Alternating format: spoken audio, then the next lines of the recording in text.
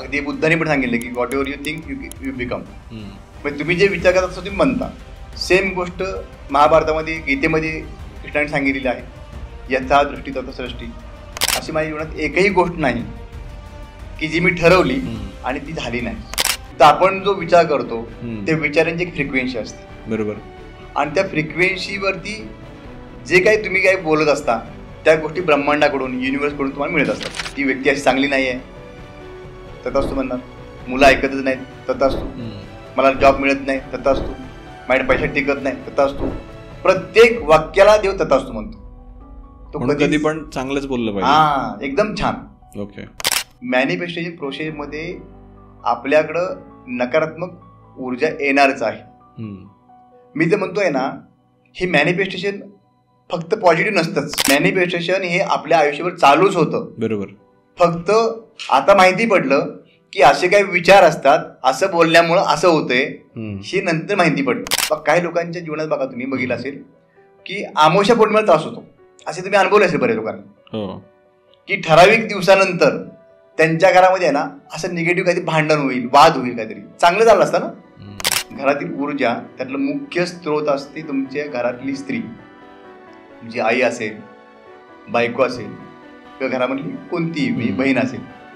तर त्या घरातल्या व्यक्तीला जर चांगला मान सन्मान मिळत नसेल, तिला आदर मिळत नसेल किंवा तिच्यातून नकारात्मक ऊर्जा बाहेर पडत असेल तर घरामध्ये पैसा आला तर टिकणार नाही किंवा तो ग्रो होणार नाही. आपल्या सगळ्यांना योगेश पाटीलचा नमस्कार. आपल्या सगळ्यांचं स्वागत आहे 10 पट मोठी स्वप्न पाहणाऱ्या नव्या महाराष्ट्राच्या सगळ्यात इन्स्पिरेशनल पॉडकास्टमध्ये, ज्याचं नाव आहे श्रीमंत स्टुडिओ प्रस्तुत श्रीमंत व्हा विथ योगेश पाटील. तर मंडळी, आजचा जो एपिसोड आहे तो खरंच खूप जास्त स्पेशल होणार आहे, कारण आजचा जो टॉपिक आहे तो आहे लॉ ऑफ अट्रॅक्शन. आणि आज आपण ज्या गेस्टला इन्व्हाइट केलेला आहे, ज्या स्पेशल गेस्टला इन्व्हाइट केलेला आहे, त्यांना लॉ ऑफ अट्रॅक्शन या फील्डमध्ये जवळपास 24 वर्षांपेक्षा जास्तीचा एक्सपिरियन्स आहे. त्यांचं नाव आहे राजेंद्र कुलकर्णी. राजेंद्र सर हे मॅनिफेस्टेशन गुरु आणि लाईफ कोच आहेत. तर आता मी तुमचा टाईम वेस्ट करत नाही, आपण आजचा जो डिटेलवाला पॉडकास्ट आहे त्याला डायरेक्टली स्टार्ट करूयात. परंतु त्याआधी आपल्या श्रीमंत स्टुडिओ या यूट्यूब चॅनलला आत्ताच सबस्क्राईब करून ठेवा, कारण मी तुम्हाला सांगितलं आहे की इथून पुढे आपण आपल्या कॉन्टेंटची जी लेवल आहे ती वाढवत जाणार आहोत. तर राजेंद्र सर, तुमचं श्रीमंत व्हा या महाराष्ट्रातील सगळ्यात इन्स्पिरेशनल मराठी पॉडकास्टमध्ये स्वागत आहे. नमस्कार सर. येस, धन्यवाद. मला इथं तुम्ही इन्व्हाइट केलं त्याबद्दल म्हणजे खूप खूप आभार आहेत. आणि आमच्यासाठी हा म्हणजे एक ऑनर आहे की 24 वर्षाची तुम्हाला एक्सपिरियन्स आहे या फील्डमध्ये आणि आम्हाला तुमच्यासोबत गप्पा मारता येणार आहेत. तर आपण सगळं डिटेलमध्ये कव्हर करूयात. सगळ्यात आधी आपण तुमच्या स्टोरीपासून चालू करूयात की तुमची स्टोरी आम्हाला ऐकायला आवडेल. नक्की सर. की बेसिकली मी एक इंजिनियर आहे. ओके. म्हणजे डिप्लोमा, डिग्री, पोस्ट ग्रॅज्युएशन हे माझे इंजिनिअरिंगमधलं आहे. Plus certified mind trainer, certified NLP practitioner, law of अट्रॅक्शनचे मास्टर, बाकी ज्या गोष्टी म्हणतात की ज्या आपल्याला मॅनिफेस्ट करायच्या असतात, अशी माझ्या जीवनात एकही गोष्ट नाही की जी मी ठरवली आणि झाली नाही. ओके. सगळ्या गोष्टी आपण डिटेलमध्ये आपण नंतर एक एक गोष्टी येईलच. पण पहिला जो आमचा प्रोफेशन होतं ते काय होतं की ॲस्ट्रॉलॉजी बेस होतं. ओके. ॲस्ट्रॉलॉजी, वास्तू यावरती आधारित होतं. खूप लोकांची कामं व्हायची, लाईन लागायची. पण काही वेळा काय झालं की लोक जाताना एक लोकांना सवय असते की एखाद्या ज्योतिषाकडे गेली की प्रश्नाचं उत्तर मिळालं असतं, पण जाताना सर मला कितवा गुरु आहे, मला कितवा शनी आहे असं विचारतात. मग त्या समजा गुरुजीने सांगितलंच की तुम्हाला 8वा गुरु आहे, तुम्हाला 12वा शनी आहे, 7.5 आहे किंवा मंगळचा काहीतरी 4था मंगळ वगैरे असं काही सांगितलं, तर आपल्या लोकांना त्यातलं बाकीचं नॉलेज नसतं, पण ते 4, 8, 12 डोक्यात बसलं असतं. मग जाताना काय करतात, जाताना तेच घेऊन जातात की मला 8वा गुरु असल्यामुळे माझं काम होत नाही, मला शनीमुळे काम होत नाही. म्हणजे एक तर त्यांची मानसिकता वेगळी होऊन जाते की मला शनीमुळे काम होत नाही, म्हणजे मला आता काम करायची गरज नाही, कारण माझे माइंडसेट तसं होऊन जाणार. हे कुठं तर बदलायला पाहिजे हे मनात आलं. आणि मग त्यानंतर आम्ही काय केलं की आम्ही काउन्सिलिंग चालू केलं प्रॉपरली. मग काउन्सिलिंग कसं पाहिजे तर सायंटिफिक बेस पाहिजे. मग तो ॲस्ट्रॉलॉजीच भाग plus law of attraction plus mind mastery ह्या सर्व गोष्टी आम्ही त्यांना शिकवायला लागलो काउन्सिलिंगच्या मार्फत. आणि त्यामधून हा प्रभाव चालू झाला. आणि आता खूप चांगला, म्हणजे आता आमचं ॲक्च्युली स्वप्न आहे 25 लाख कुटुंबांना आनंदी करायचं. आता पण आम्ही 1.5 लाखाच्या वरती पोहोचलेलो आहोत. अरे वा. आणि ही स्वामींची कृपा आहे की त्यामुळे आम्ही इथपर्यंत आलो. आपल्या जे काही क्लायंट येतात त्या क्लायंटला आत्तापर्यंत जो अनुभव आहे तो 95% ते 98% आमचा रिझल्ट आहे 1-2% आम्ही का नाही सांगत आहे, कारण ती लोक फॉलो नाही करत तर मग ते रिझल्ट मिळणार नाही. तर हा खूप चांगला प्रवास आत्तापर्यंत आहे आणि त्या युनिव्हर्सची खूप आम्हाला म्हणतात की मदत होत असते प्रत्येक वेळेला. तर हा आमचा मॅनिफेस्टिंग गुरुपर्यंतचा हा प्रवास असा खूप चांगला आहे आमचा आतापर्यंत. ओके. पण मग तुमच्या आयुष्यात लॉ ऑफ अट्रॅक्शनची सुरुवात कशी झाली? की पहिली एक मला असं वाटतं सारखं की काहीतरी मला गॉड गिफ्ट असली पाहिजे. कारण मला ह्या गोष्टी ज्या कळायला लागल्या की आपण काहीतरी बोलतोय आणि होतंय काहीतरी. ऍक्च्युली लहानपणापासून ह्या गोष्टी व्हायच्या, पण आपण लहान असताना थोडं आपण कळतं की आपल्याला की मी काहीतरी मोठा आहे ना असं वाटत नाही. पण जसं आपण काही गोष्टी पुढं अनुभवायला लागतात की मी लोकांना शिकवायला लागलो की लॉ ऑफ अट्रॅक्शन असा असतो, असं बोललं की असं होतं, मग चांगलं बोललं की चांगलं काम होतं. आत्ता पण आपल्या घरात आपल्याला सांगितलंच आहे की घरात नेहमी चांगलं बोलावं, सकारात्मक बोलावं, पॉझिटिव्ह बोलावं, हे सगळं सांगितलेलं असतं. पण तरी देखील मला असं वाटतं की माझ्या अगदी लग्नापासून मी जसं म्हणतो की ऍक्च्युली लॉ ऑफ अट्रॅक्शन कुठून चालू केला, कारण अगोदर आपण आपल्याला माहिती नसताना आपण वापरलेला असतो. पण जशी ही टर्म माहिती पडली, ऍक्च्युली कसं झालेलं आहे की 2006 साली ते पुस्तक आलं द सिक्रेट नावाचं, रोंडा बायन्स. त्यानंतर ती मूवी वगैरे आली आणि त्यानंतर ही टर्म म्हणजे म्हणतात की मॅनिफेस्टेशन, लॉ ऑफ अट्रॅक्शन, ही त्यानंतर भारतामध्ये चालू झालं. पण ह्याच्या अगोदर हजारो वर्षापासून अगदी बुद्धाने पण सांगितलं की what ever you think you become. म्हणजे तुम्ही जे विचार करता तसं तुम्ही म्हणता. सेम गोष्ट महाभारतामध्ये, गीतेमध्ये कृष्णाने सांगितलेली आहे. यथा दृष्टी तथा सृष्टी, मन कराडे प्रसन्न सर्व सिद्धीचे कारण. आपल्या संतांनी आपल्या जो काही इतिहास आहे, आपलं जे काही पुरातन शास्त्र जे आहे, ह्या प्रत्येक प्राचीन शास्त्रामध्ये ह्या गोष्टींचा उल्लेख आहे. आणि त्यामुळं म्हणजे परमेश्वर कृपा म्हणूनच आम्हाला चांगलं कुटुंब मिळालं आणि त्यातून ह्या गोष्टींचा उदय झाला असं मला वाटते.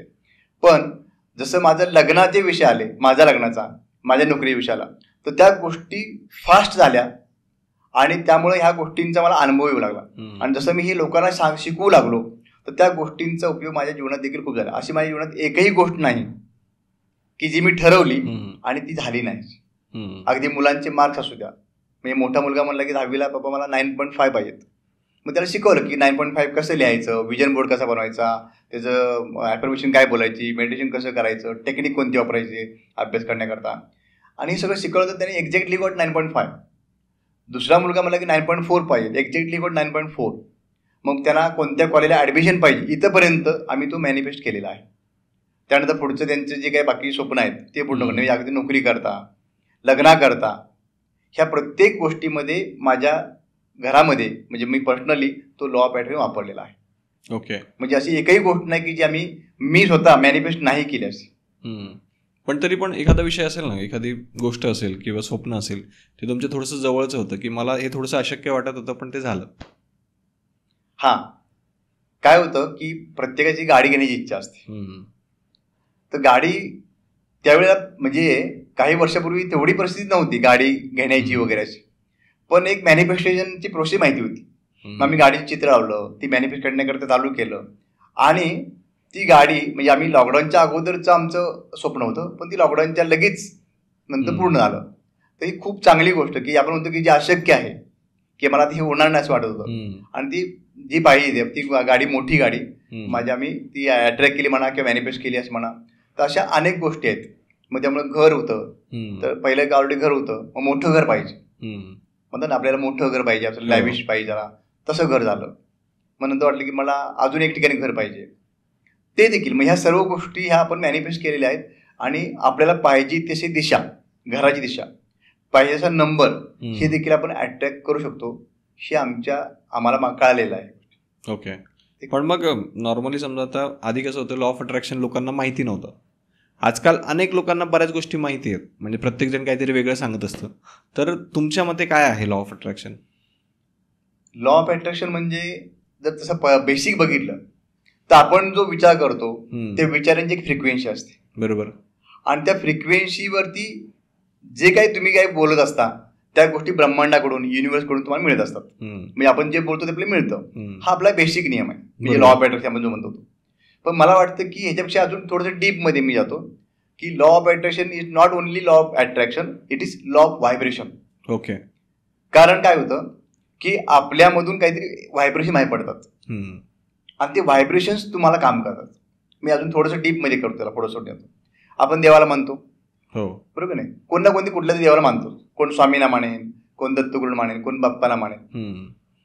तर आपण ज्यावेळी त्या शक्तीला मानत असतो, आपण काय म्हणतो की परमेश्वर मला हे पाहिजे ते पाहिजे, आपण त्याला नमस्कार करतो, प्रार्थना करतो आणि ते आपल्याला अट्रॅक्ट करण्याचा म्हणजे मागण्यासाठी आपण हे करतो, प्रार्थना करतो.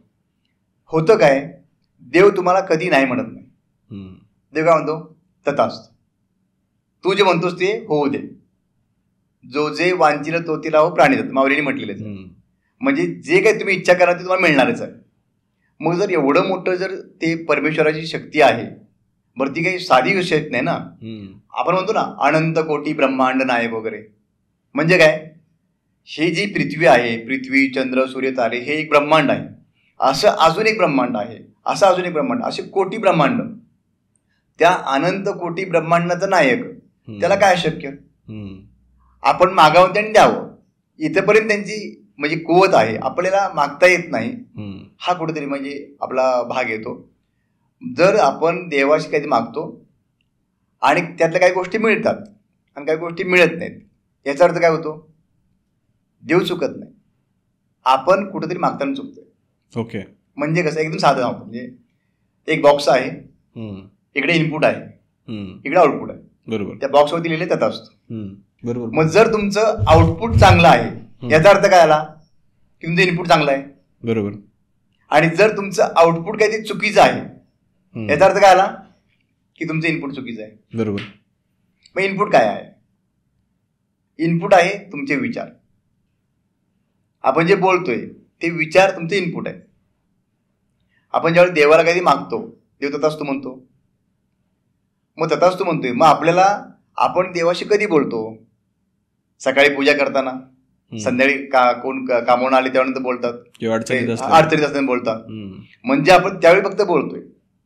आणि देव काय करतो, त्यावेळी तथास्तु म्हणतो. पण असं नुसतं नाही, तर देव तुमच्याशी 24 आवर्स तथास्तु म्हणतो. आणि आपण देखील परमेश्वराला 24 आवर्स कधी मागतोय. हे कसं, सायन्स असं सांगतं की एक प्रत्येक माणसाच्या मनामध्ये दररोज 60,000 ते 80,000 विचार येतात. म्हणजे ॲव्हरेज किती आलं, 70,000. 70,000 विचार, त्यातले बहुतांश विचार, अगदी 90% विचार हे भूतकाळासंबंधी आहेत. ते निगेटिव्ह आहेत, दे आर रिपिटेटिव्ह. पुन्हा पुन्हा येतात. ती अशी काय बोलली, ती अशी का वागली, मला असं का त्रास झाला, माझ्या मागा असं का. म्हणजे भूतकाळासंबंधी ज्या घटना झाल्यात निगेटिव्ह, त्या आपण वारंवार बोलतोय. किंवा उद्या कसं होणार, उद्या माझं भविष्य काय, माझं लग्न होईल का, मुलांची नोकरी चांगली लागेल का, मला त्याला मी पैसे दिले परत मिळतील का. म्हणजे या प्रत्येक गोष्टीत काय लागतो बाहेर बघा, चिंता, काळजी, राग सिस्टीमविषयीचा, बरोबर, स्वतःबद्दलची गिल्ट, अपराधीपणा. ह्या सर्व गोष्टी पॉझिटिव्ह का निगेटिव्ह आहेत, निगेटिव्ह आहे. मग आपण जे ब्रह्मांड टाकतोय, जे व्हायब्रेशन टाकतोय, त्याला देव काय म्हणतोय, तथास्तु म्हणतोय, बरोबर आहे. म्हणजे अजून सोपं केलं तर काय होईल, एक झाडाचं बी लावलं आपण, ते बी लावल्यानंतर काय होईल, आंब्याची कोय लावली काय होईल, आंब्याचं झाड तयार होईल, बरोबर, भरपूर आंबे येतील. जांभळाचं बी लावलं तर जांभळाचं झाड तयार होईल, भरपूर जांभळं येतील.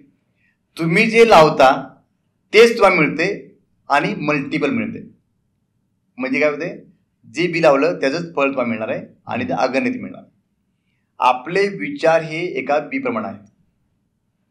म्हणजे काय आलं की मी एक बी लावलं, उदाहरणार्थ मी आनंदी आहे, ते ब्रह्मांडामध्ये व्हायब्रेशन गेले, तथास्तु म्हणाला देव. तथाच म्हणलं होतं काय त्यामुळं, तर तुम्हाला बातमी मिळते की तुमच्या मुलाला चांगले मार्क मिळाले, तुम्हाला आनंद झाला.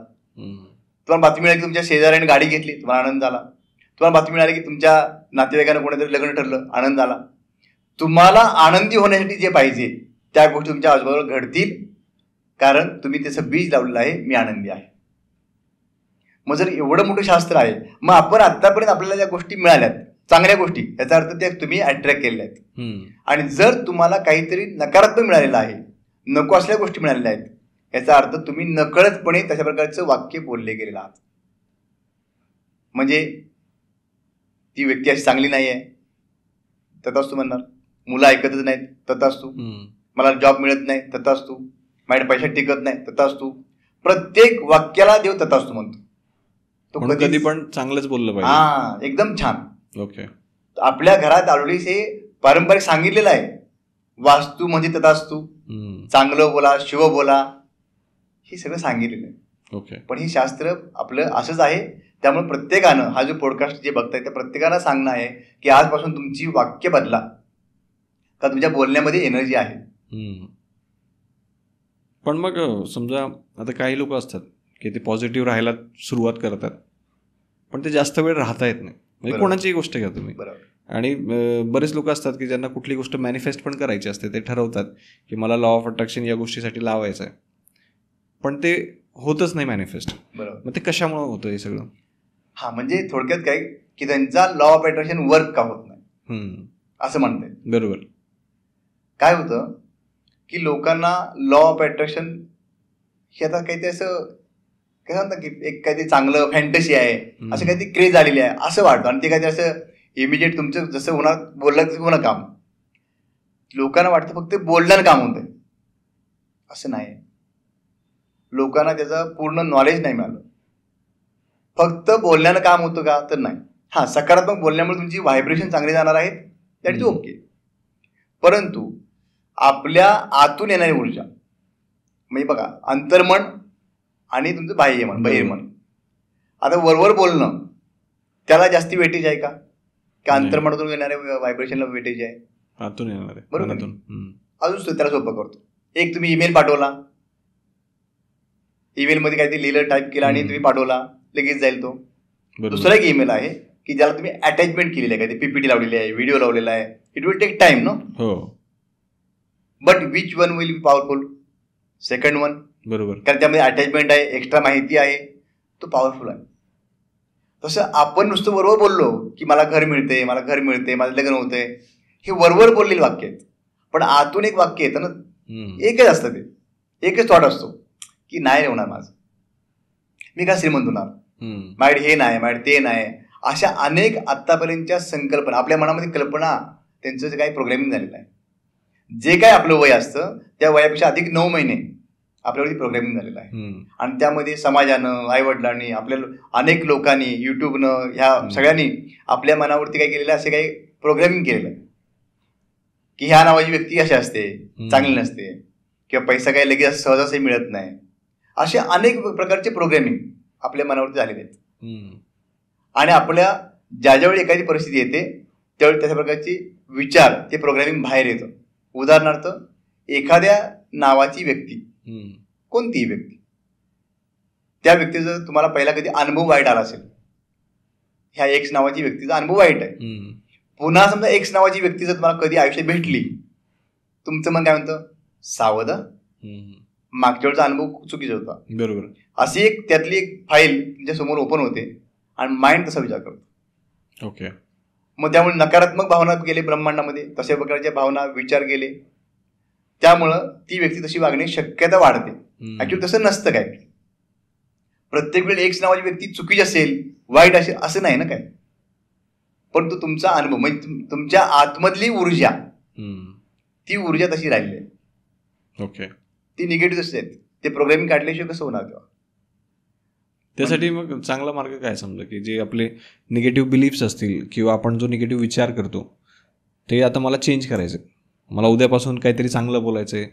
पण मग ते असं काही प्रॉपर काही आहे का, काही मेथड वगैरे आहे का, किंवा टेक्निक आहे का की ज्याने आपण या गोष्टी चेंज करू शकतो, माइंडसेट चेंज करू शकतो बेसिकली? व्हेरी नाईस, खूप चांगला प्रश्न. कारण नुसतं बोलण्याने होणार नाही. मग काय केलं पाहिजे, त्याची प्रोसेसपर्यंत जाणून घ्यायला पाहिजे. म्हणजे लॉ ऑफ अट्रॅक्शनची प्रोसेस म्हणतात, मॅनिफेस्टेशन प्रोसेस. त्यामध्ये काय आहे, माइंड, बॉडी आणि सोल, ह्या 3 गोष्टींची एनर्जी एकत्र आली, ती अलाइनमेंट झाली, तुमचं काम असतं. ओके. म्हणजे काय, मनामध्ये एक विचार आला की मला ही गोष्ट पाहिजे, बॉडीने ऍक्शन घ्यायला पाहिजे तशी, आणि सोल म्हणजे तुमचं आत्म्याचं परमात्म्याशी कनेक्शन व्हायला पाहिजे. हे जर झालं, ती गोष्ट लवकर मिळणार. ओके. आता मनामध्ये नुसता विचार आला की मला नोकरी पाहिजे, नोकरी पाहिजे, नोकरी पाहिजे, असं नुसतं विचार, त्याकरता ऍक्शन काय आहे की मला अर्ज केला पाहिजे, कुठं, त्या कोणती साईड असेल त्या साईडवरती मला रेझ्युमे टाकला पाहिजे. ह्या काय ऍक्शन आहेत, ही ऍक्शन होत नाही लोकांची. त्यांच्या मनामध्ये अनेक प्रकारचे जुन्या बिलीफ्स आहेत. उदाहरणार्थ एखादी ॲडव्हर्टाईज आली, जागा 10 आहेत. माणूस विचार काय करतो मुलगा तो, की 10 जागेला येणार लाखो अर्ज, मी कुठं असणार त्यामध्ये. आधीपासूनच आपण सुरुवातीपासून निगेटिव्ह, म्हणजे फॉर्म भरताना निगेटिव्ह ऊर्जा टाकली, ऍप्लिकेशन करताना निगेटिव्ह ऊर्जा. मी विचारतो त्याला की तुला किती जागा पाहिजेत. ओनली 1 यू रिक्वायर्ड ना. 10 जागा आहेत ना. तू असा का विचार करतो की मी 10 मध्ये मी नाही असा का. 10 जागेकरता हजारो लाखो फॉर्म येणार आहेत, ठीक आहे ना, पण तू त्यामधले एक असू शकतोस. पण मग कधी कधी असं होतं की हे बोलणं सोपं आहे, समजा हा प्रॅक्टिकली जर इम्प्लिमेंट करायचं म्हटलं की थोडं तरी टेन्शन येतच. टेन्शन येणारच. त्याकरता आपल्याला ही प्रोसेस समजली आपल्याला की माइंड बॉडी सोल. आता हे एवढं नुसतं म्हणून चालणार आहे का, नाही. मग त्याकरता काही टेक्निक,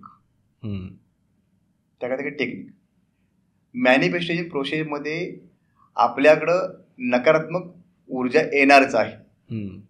मी तर म्हणतोय ना, हे मॅनिफेस्टेशन फक्त पॉझिटिव्ह नसतंच. म्हणजे आता 2006 नंतर लोकांना माहिती पडलं असं नाही काय. मॅनिफेस्टेशन हे आपल्या आयुष्यावर चालूच होतं. बरोबर. फक्त आता माहिती पडलं की असे काही विचार असतात, असं बोलल्यामुळं असं होतंय, हे नंतर माहिती पडलं. म्हणजे हा नियम आहे, असा काहीतरी युनिव्हर्सल लॉ आहे, हे माहिती नव्हतं पहिल्यांदा. पण हे तर चालूच आहे ना, वर्षानुवर्षे आपल्या आयुष्यभर चालूच आहे. त्याकरता आता एकदा माहिती पडलं की असा काही नियम आहे, मग त्या नियमाला काय केलं पाहिजे, तर तुमच्या आतली ऊर्जा बदलायला पाहिजे. मग त्याकरता काय आलं, एकदम टेक्निक सांगतो खूप चांगली. लोकांना काय असतं, म्हणजे मी सांगतो फिलिंग आणि हॅव्हिंग. लोकांना आधी हॅव्हिंग म्हणजे काय, मला घर मिळालं मोठं की मी आनंद होणार, मला ही नोकरी मिळाली की मी आनंदी होणार. ऍक्च्युली हॅव्हिंग म्हणजे हा ऍक्च्युली नंतर पाठायला पाहिजे, बरोबर की नाही. लोक काय करतात, मी ही गोष्ट मिळाली की मी सुखी होईन, ही गोष्ट मिळाली की मी आनंदी होईन, म्हणजे नंतर आनंद मिळेल. इथं लोकांचा प्रॉब्लेम होतो. म्हणजे ती गोष्ट मिळाली नाही, तो आनंदी होणार नाही. आपला नियम काय म्हणतोय की तुमच्यातून बाहेर पडण्याची ऊर्जा चांगली पाहिजे, ती आनंदाची पाहिजे, बरोबर, ती यशाची पाहिजे, ती कॉन्फिडन्सची पाहिजे.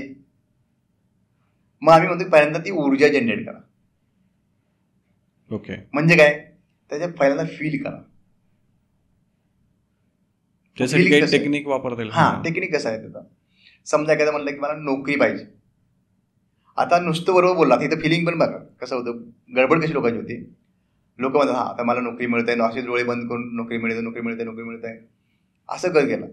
पण त्याच्या अगोदरच्या आयुष्यामध्ये अनेक घटना अशा झाल्या असतात की नोकरी संबंधी त्याच्या मनामध्ये काही निगेटिव्ह थॉट्स असतात, काही पॅटर्न बनलेला असतो. बरोबर, की पहिल्या नोकरीमध्ये बॉसने काढलेला आहे, पगार बरोबर दिला नाही, किंवा बाकीची मतं, बाकीच्या लोकांची मतं की आता हल्ली असं काय होत नाही, 1 वर्ष प्रमोशन होत नाही, 2-2 वर्ष राबवून घेतात. बरोबर. अशा प्रकारचे निगेटिव्ह थॉट्स त्या मनामध्ये ऑलरेडी ठेवले आहेत. आपलं शास्त्र सांगते की तुमच्या मनातल्या भावना चांगल्या आल्या, व्हायब्रेशन चांगले गेले की ती ऊर्जा ब्रह्मांडात जाणार आहे आणि तुम्हाला ती मिळणार आहे. बरोबर. आता ज्या वेळेला तुम्ही बोलायला चालू करता, मी चांगला आहे, मला नोकरी मिळत आहे, पण तुमच्या त्या पहिल्या फिलिंग तुम्ही घालवलेल्या नाही ना. ते पहिल्या फिलिंग तसे आहेत, त्यात मी तसेच आहेत ना. मग काम कसं करणार ते. मग त्या फिलिंग आणण्याकरता आता मला पहिल्यांदा ओळखायला लागेल की मला त्या फिलिंग कोणत्या आहेत. मग टेक्निक अशी आहे की जी खूप महत्त्वाची टेक्निक आहे की आमच्या पेड वर्कशॉपमध्ये आम्ही किंवा काउन्सिलिंग घेतो की दर 2 तासांनी तुम्ही स्वतःला बघा, एव्हरी 2 hours, किंवा आवरली नाही जमणार नाही पण 2 तासांनी बघू शकतो तुम्ही. स्वतःला बघा म्हणजे काय करा, स्वतःला प्रश्न विचारा, या क्षणाला मी आनंदी आहे का. उत्तर 2 मिळतील, yes or no. Am I happy, yes, चांगली गोष्ट आहे. जर मी आनंदी नाही, विचारा का नाही, नोट डाऊन करा. आता माझ्या मनात कोणता विचार आलाय, समजा सध्या पैसे नाही आहेत किंवा काही विचार आला असेल ना की मी हा विचार आला, मी दुःखी झालो म्हणून मी आनंदी नाही ना. बरोबर. असं तुमचं ऑब्झर्वेशन करायचं. म्हणजे मग तुम्हाला पॅटर्न कळतो की माझ्या दिवसामध्ये मी किती वेळा मी दुःखी होतोय, कोणत्या वेळेला होतोय, सकाळी होतोय का, घरात असताना होतोय का, मी कामावरती गेल्यानंतर दुःखी होतोय का, मी घरी आल्यानंतर दुःखी होतोय का. म्हणजे नेमका प्रॉब्लेम कुठे आहे ते कळेल तुम्हाला. काय कळेल, एक वेळ कळेल. दुसरी गोष्ट हे पण कळेल की कुठल्या व्यक्तीसंबंधी विचारायला तर मी दुःखी होतोय. बघा, असे काही लोकांचे वेगळे पेहे आहेत ना, दुःखी होण्याचे कारण वेगळे आहेत. बरोबर. एखाद्या ठराविक वेळेला की कोणतरी व्यक्ती येते आणि ती व्यक्ती आल्यानंतर मला दुःख होतंय, किंवा मला ती व्यक्ती आल्यानंतर मला कधी अँकरिंग झालेलं पहिलं कधी आठवतंय, असं काय आहे का ते कळेल. किंवा एखाद्या व्यक्तीविषयी किंवा एखाद्या कंपनीविषयी एखाद्या गोष्टीविषयी तुम्हाला माहिती पडेल.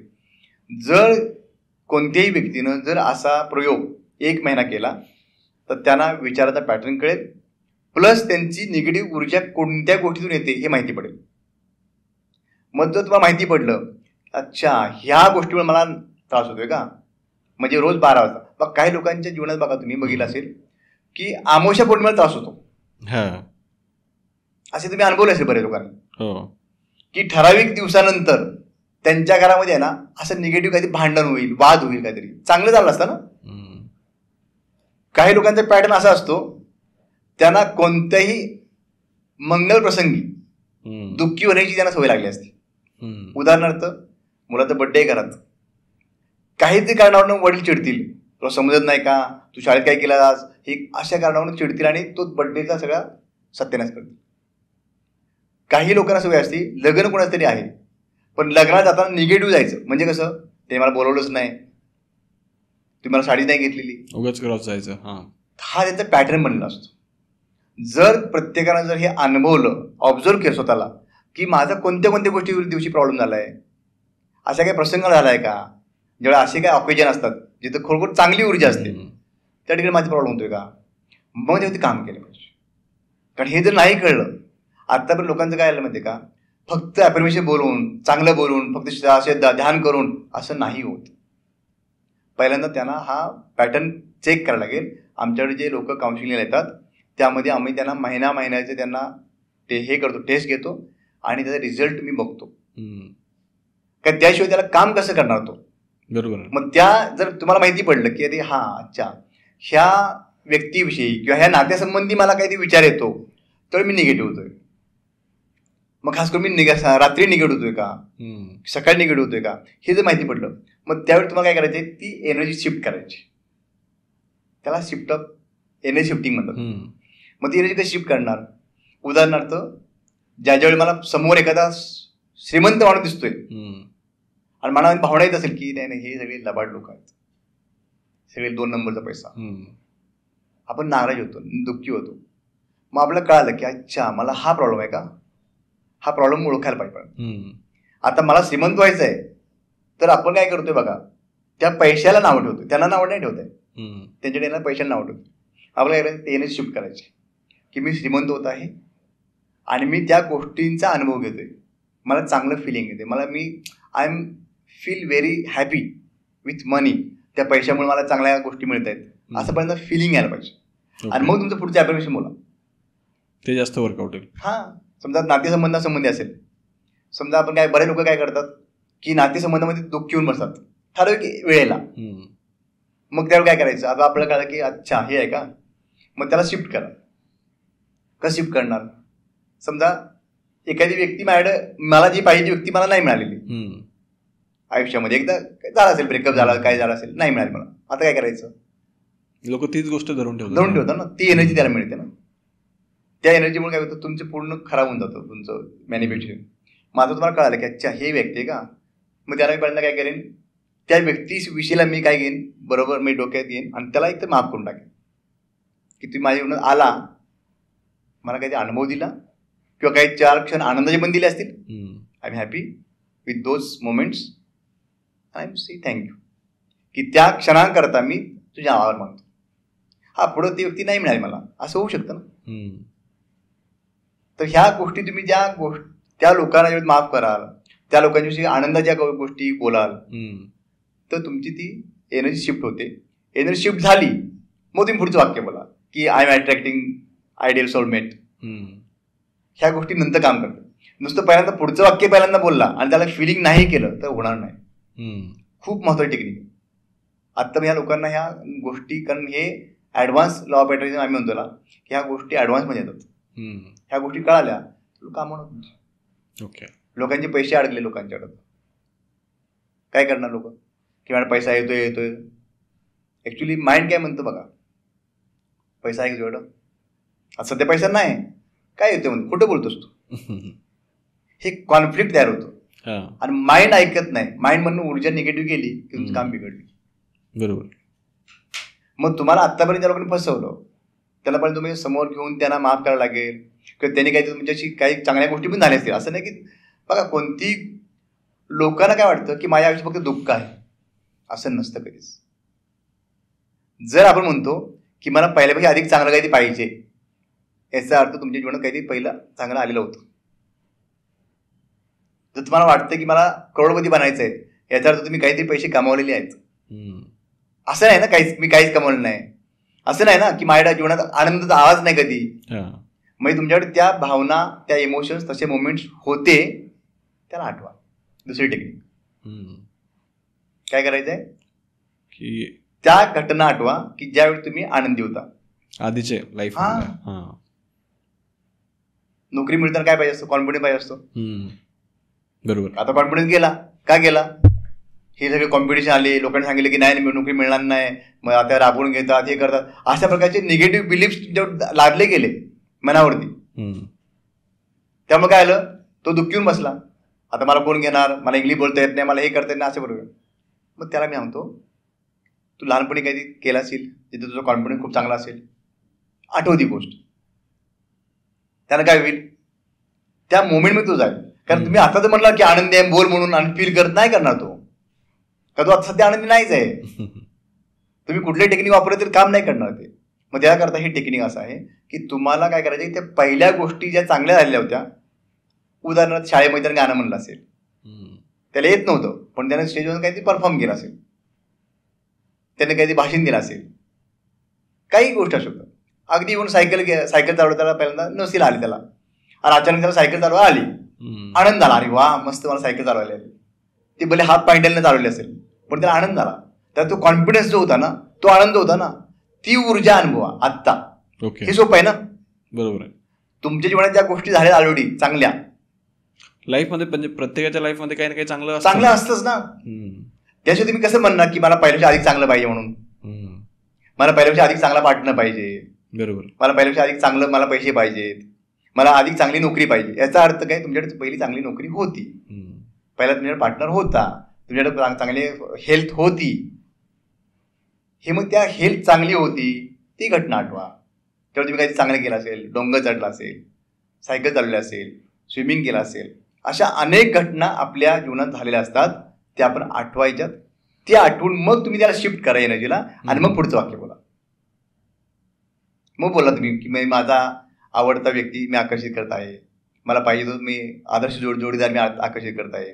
मग त्यावेळी तुम्ही बोला की पैशाविषयी तुमच्या नकारात्मक भावना निघून गेल्या आता. मग तुम्ही बोला की माझ्याकडे पैसा येतोय. पैसा, अनेक लोकांचं मत काय माहिती का सर, तर माझ्याकडे पैशापेक्षा म्हणजे इन्कमपेक्षा खर्च जास्त आहे, खर्च जास्त होतोय, असं वाक्य आपण ऐकलीत का नाही? खर्चावरतीच फोकस असतो, आहे की नाही? पण हे तुम्हाला पटतंय का? असं होईल का कधी की इन्कम कमी आणि खर्च जास्त आहे? असं कसं होईल? तेव्हा इन्कम कमी आणि खर्च जास्त, याचा अर्थ काय आला?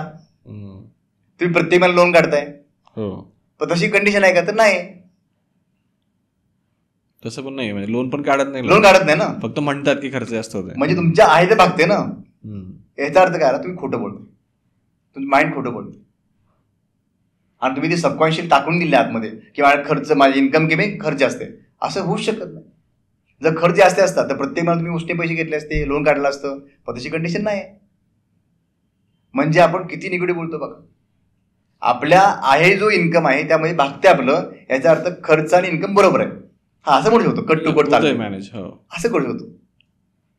पण लोकांना ही सवय लागलेली निगेटिव्ह बोलायची, आणि निगेटिव्ह बोलून बोलून बोलून आहे ना, ते अट्रॅक्ट करतात निगेटिव्ह गोष्टी, चांगलं होत नाही.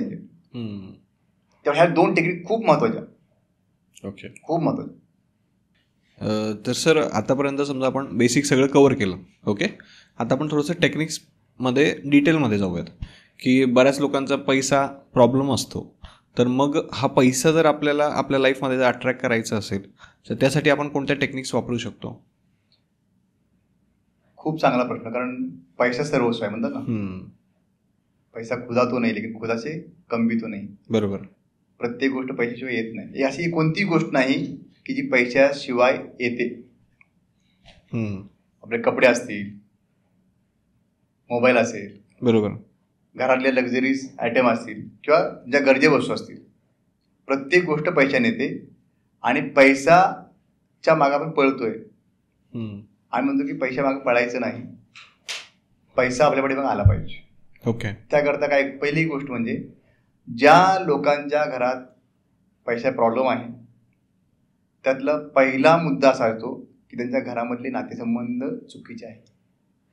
म्हणजे काय की घरातली लक्ष्मी आनंदी नाही, मग पैसा टिकणार नाही.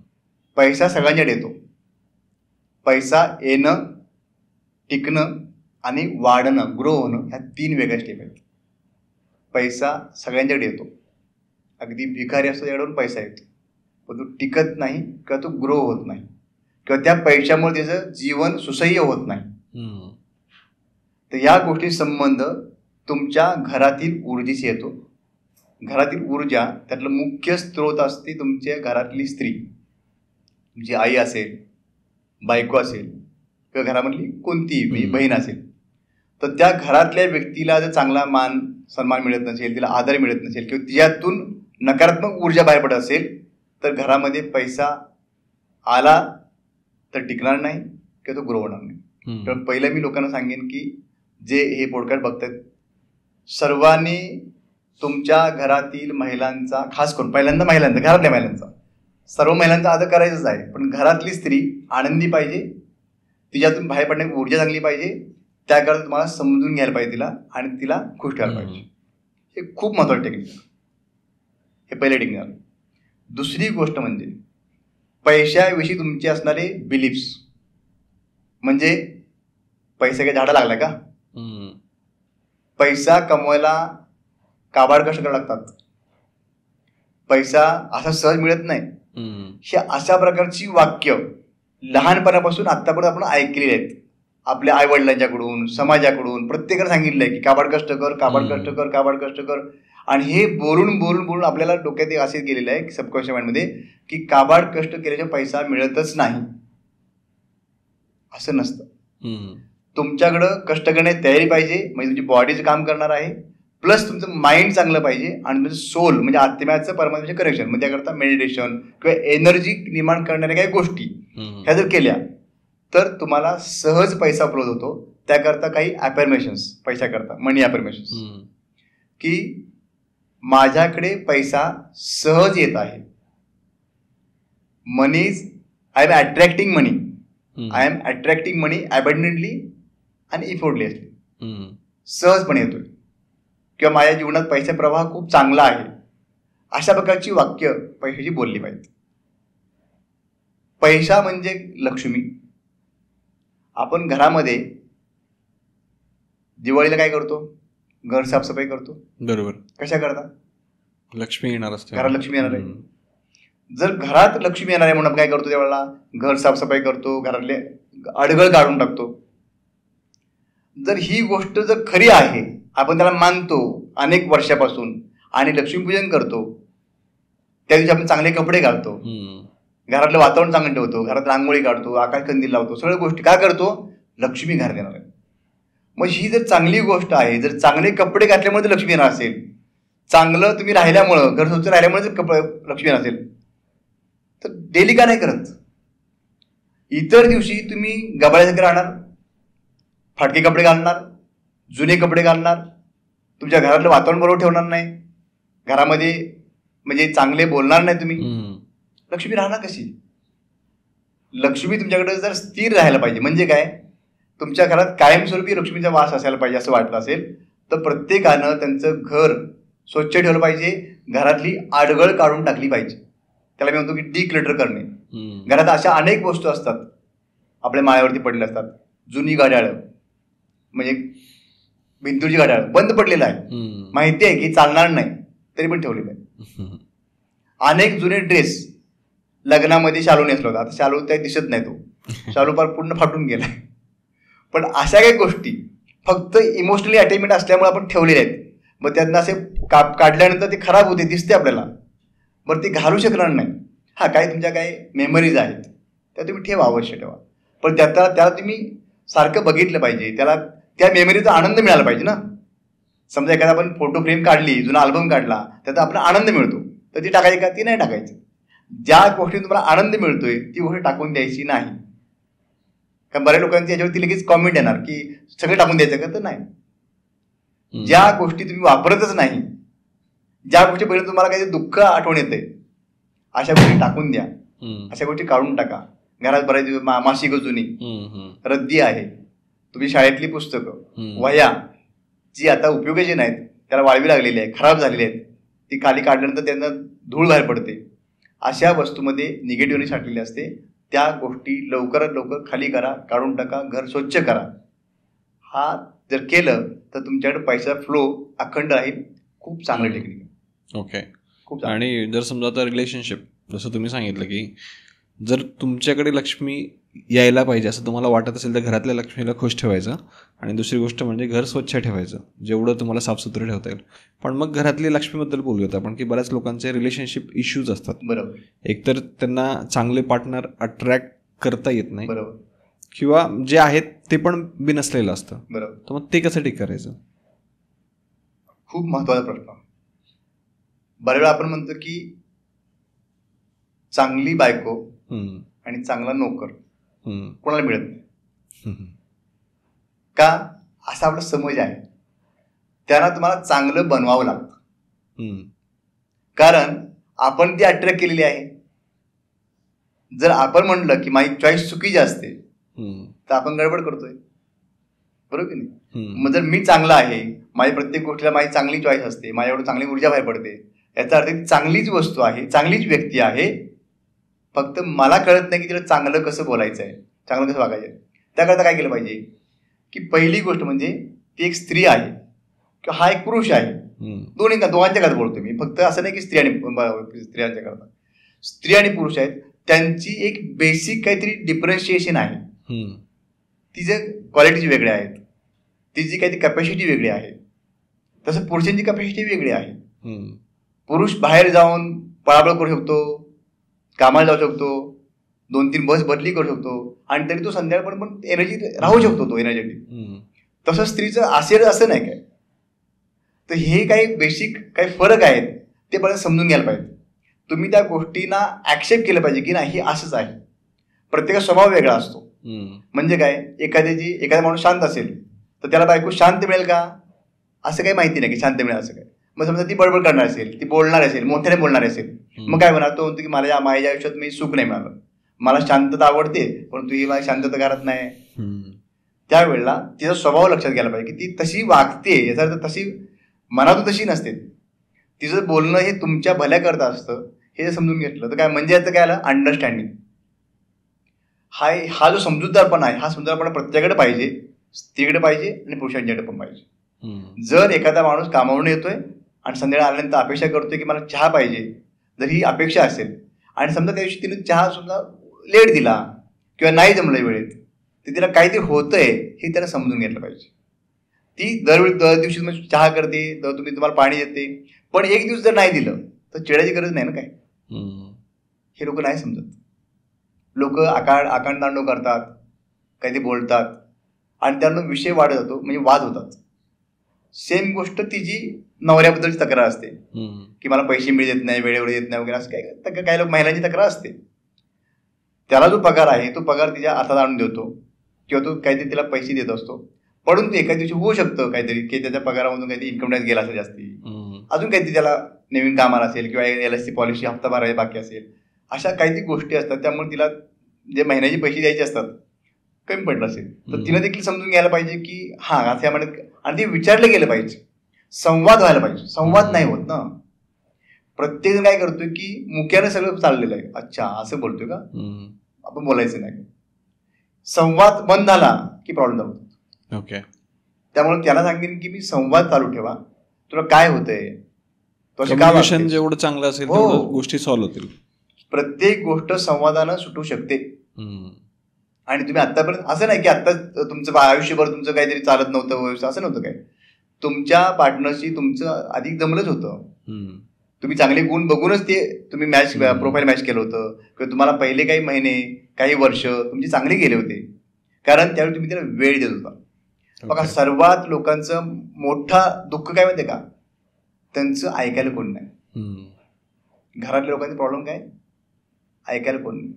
तुमचे आई वडील काय म्हणतात की मला ऐकायला पाहिजे कोणतरी, पण त्यांचं ऐकायला मुलाला वेळ नाही, सुनेला वेळ नाही, त्यांचं ऐकायला नाही म्हणून त्यांचं दुःख आहे. सेम गोष्ट पत्नीची, सेम गोष्ट पतीची. त्याचे मनातले विचार त्यांना सांगणार कोणाला मग. जर तिनं जर बोलणं बंद केलं, संवाद बंद केला, तर कोणा सांगणार होतो. बरोबर.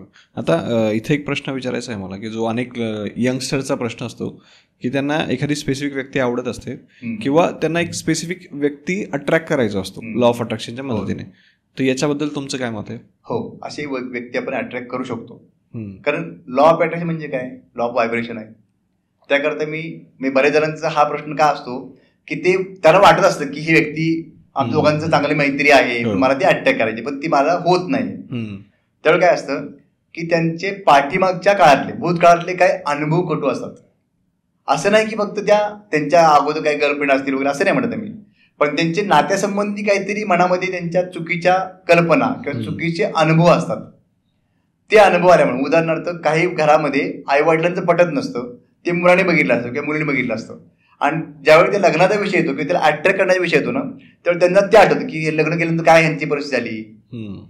ते दुःख बघून ते दुःखी होतात, आणि पुन्हा आपलं तसं नाही होणार नाही ना असं म्हणून मग त्यामुळे नकारात्मक ऊर्जा ब्रह्मांडात जाते.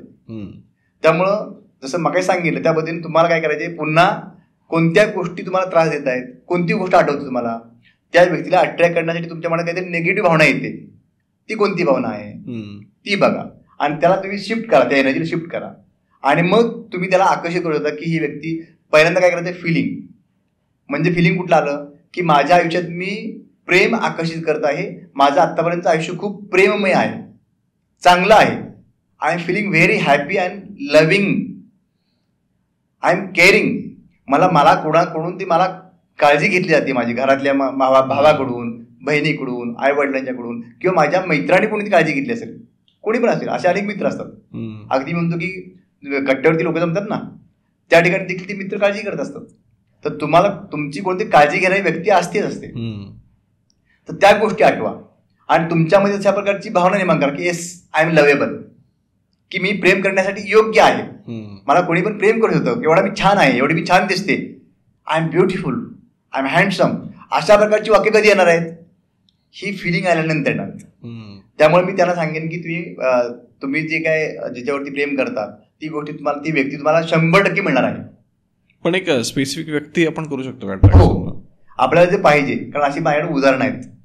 आमच्याकडे सर आहे ना की प्रत्येक ह्याच्यातली उदाहरण, म्हणजे प्रत्येक एरिया म्हणजे कसं म्हणता येईल, केस स्टडीज आहे. हां, केस स्टडीज आहे की मुलांना मार्क मिळत नाहीत, 60% मुलगा 90% पर्यंत.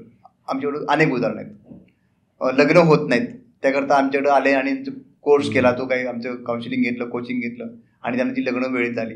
अशी उदाहरणं आहेत.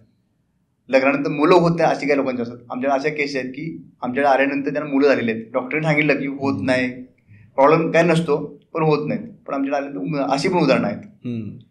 असं कोणताच प्रयास राहिलेला नाही की तो एरियात आम्ही काम नाही केलं. त्यामुळं तुम्ही जर म्हणता की एखादी व्यक्ती तुम्हाला अट्रॅक्ट करता येईल का, हो, अट्रॅक्ट करता येते.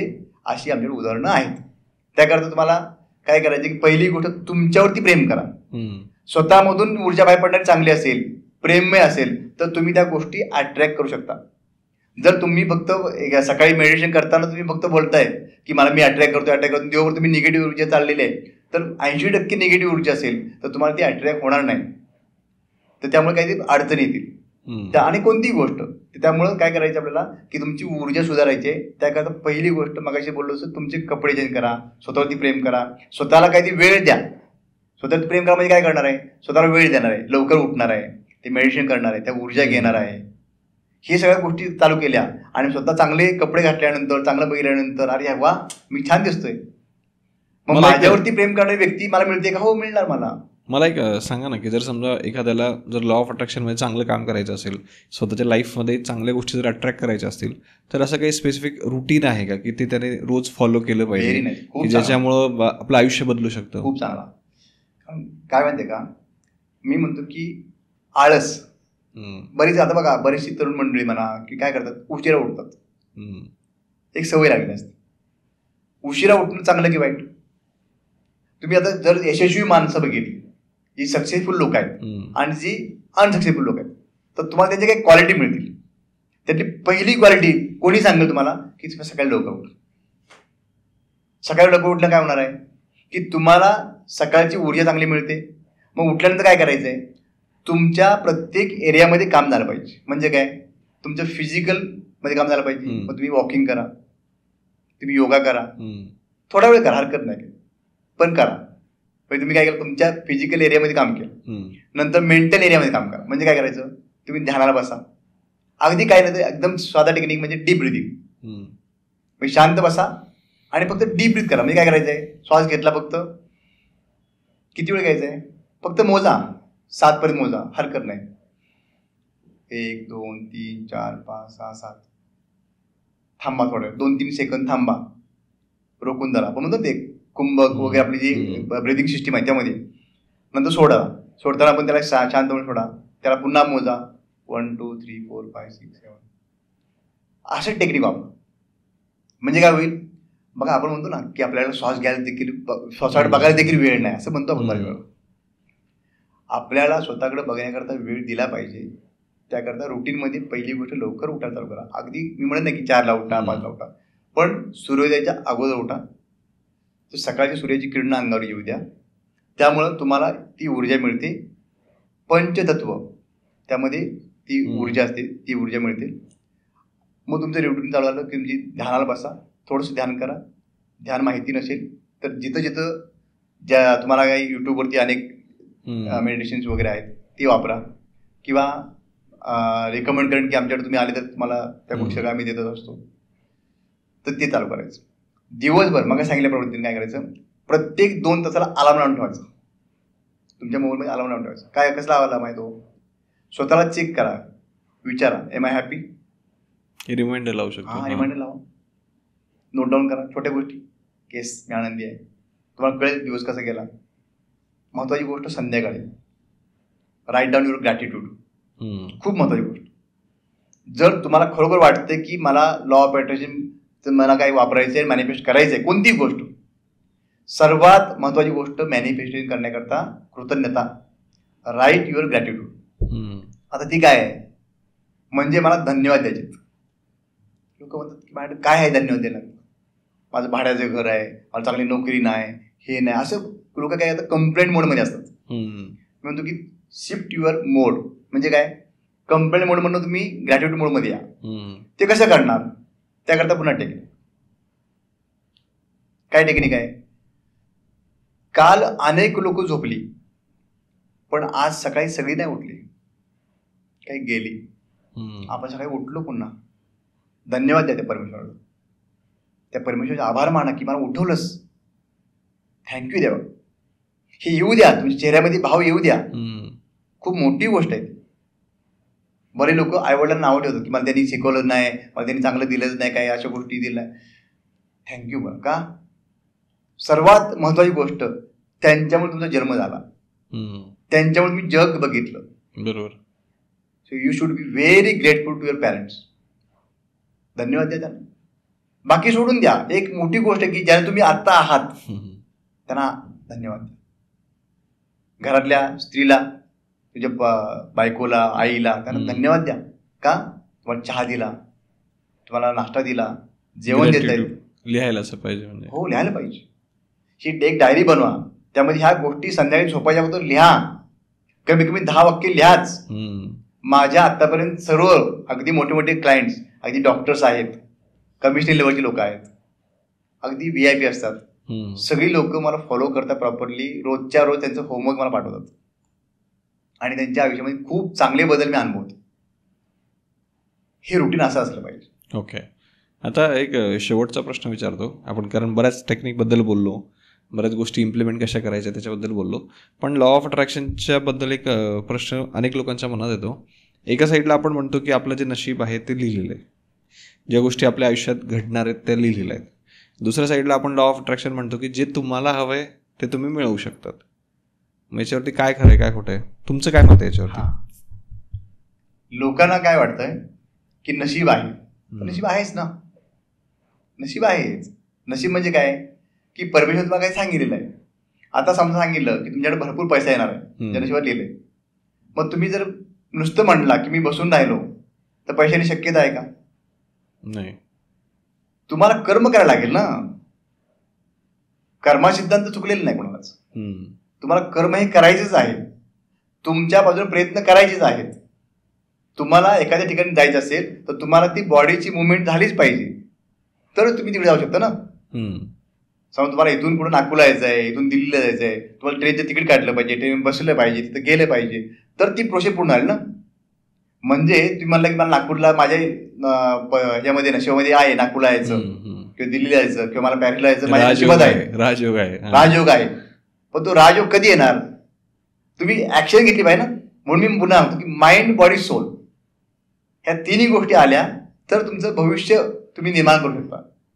जर भविष्यात आहे ना, ते भविष्य कोण करणार आहे ते? तर तुमच्या हातामध्ये तुमचं भविष्य निर्माण करण्याची ताकद आहे. हातामध्ये म्हणण्यापेक्षा तुमच्या मनामध्ये आहे. तुमचं माइंड खूप जबरदस्त काम करतं. त्या माइंडवरती काम करा, तुमचं माइंडसेट बदली करा. नेहमी चांगला अप्रोच ठेवा, पॉझिटिव्ह अप्रोच ठेवा, सकारात्मक दृष्टिकोन ठेवा आणि नेहमी चांगलं बोला. तुमच्या बोलण्यातून ऊर्जा चांगली पडली पाहिजे. मला बरेच लोक विचारतात सर कसे आहात, तो जबरदस्त आहे. ह्या जबर शब्दामध्ये ताकद आहे. अशी अनेक वाक्य तुम्ही बनवू शकता. कशा आहात, मी एकदम फॅन्टॅस्टिक, जबरदस्त, छान, मी सुंदर आहे. सारखं रडगण काय आहे? चांगलं बोला, चांगली ऊर्जा ब्रह्मांडात टाका, लोकांचं भलं करायचा प्रयत्न करा. तुमचं काम सगळं 100% होणार आहे. कारण नशीब तुम्ही घडवणार आहात. ओके. आणि लॉ ऑफ अट्रॅक्शन करत असताना समजा आता तुम्ही पर्सनल कोच आहात, बरोबर, तर त्याचा काय फायदा होतो समजा बाकीच्या गोष्टीपेक्षा?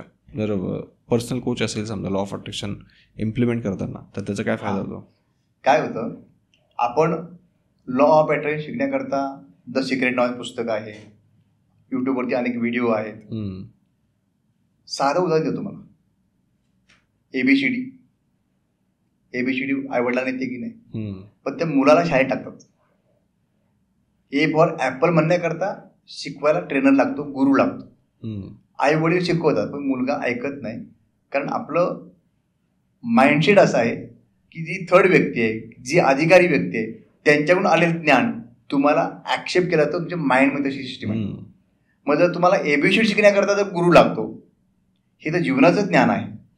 आणि तुम्हाला यात पर्सनल कोचिंग घेतल्यानं काय होतं की तुम्हाला अनेक प्रश्न पडले असतात आणि त्या प्रत्येक प्रश्नामध्ये नक्की आता मला काय करायचं, ह्यावेळेला काय करायचं आहे हे कळणार नाही ना.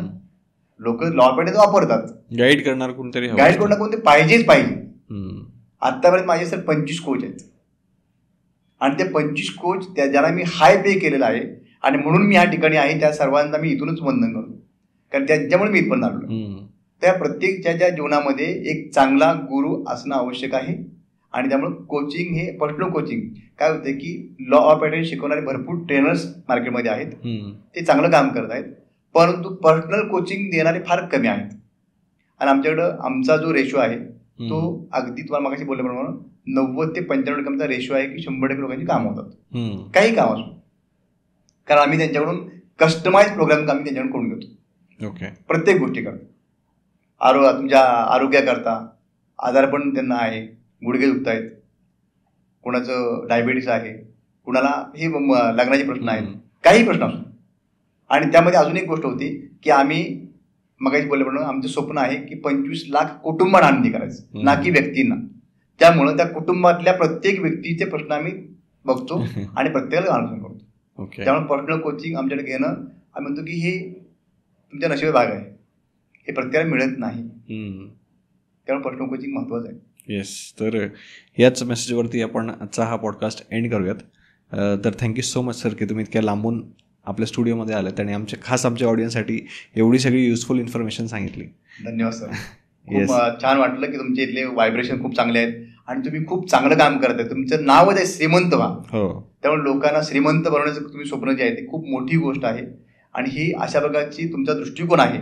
आणि म्हणूनच तुमच्याकडं हे जे दिसतंय लोकांचे पॉडकास्ट चांगले होत आहेत की तुम्ही चांगल्या लोकांना इन्व्हाइट करता, हे मी बघतो. आणि लोकांचा देखील तुम्हाला प्रतिसाद खूप चांगला आहे. तर मी तुम्हाला देखील खूप शुभेच्छा देतो की तुमचे जे काही सबस्क्रायबर आहेत ते अजून आता डबल व्हावेत आणि ते नक्की होणार आहेत 100%.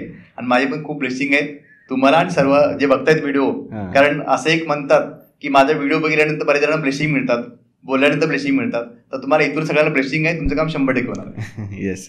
आणि तुमच्या ज्या काही डिटेल्स असतील त्या आपण कमेंट बॉक्समध्ये आणि डिस्क्रिप्शनमध्ये टाकून देऊ, म्हणजे ज्यांना कुणाला तुमच्याकडून पर्सनल कोचिंग हवी असेल ते डायरेक्टली तुम्हाला कॉन्टॅक्ट करू शकतील. Yes, thank you so much. धन्यवाद. तर मंडळी, जर तुम्ही अजूनही हा पॉडकास्ट पाहत असाल तर ऑब्व्हियसली हा व्हिडिओ तुम्हाला आवडलेला आहे. आता काही लोकांचं असं पण म्हणणं असू शकतं की खूपच लांब झाला आजचा व्हिडिओ, पण मग कसं असतं ना की मी तुम्हाला सांगितलं की आपल्याला थोडी लेवल आता वाढवायची. आता बऱ्यापैकी सगळ्या गोष्टी तुम्हाला समजतात, पण इथून पुढे आता पुढच्या कक्षेत जायचं आहे, म्हणून थोडेसे डिटेलवाले पॉडकास्ट आपण करतोय, कारण यातून तुमचाच फायदा जास्त होणार आहे. तर पुढे जायच्या आधी मला तुम्हाला सगळ्यांना सांगायचं आहे की आजचा जो आपला एपिसोड आहे तो आहे पॉवर्ड बाय श्रीमंत होम्स. तर श्रीमंत होम्स हे आपलं एक नवीन व्हेंचर आहे की ज्यामध्ये आपण रिअल इस्टेटमध्ये काम करतो आहे. जर समजा तुम्हाला पुण्यामध्ये एखादं घर घ्यायचं असेल तर डिस्क्रिप्शनमध्ये मी तुम्हाला एक नंबर देतो आहे आणि स्क्रीनवरती तो नंबर तुम्हाला दिसेल. त्या नंबरवरती तुम्ही कॉन्टॅक्ट करा. आम्ही A to Z तुम्हाला सगळी हेल्प करू. थँक्यू.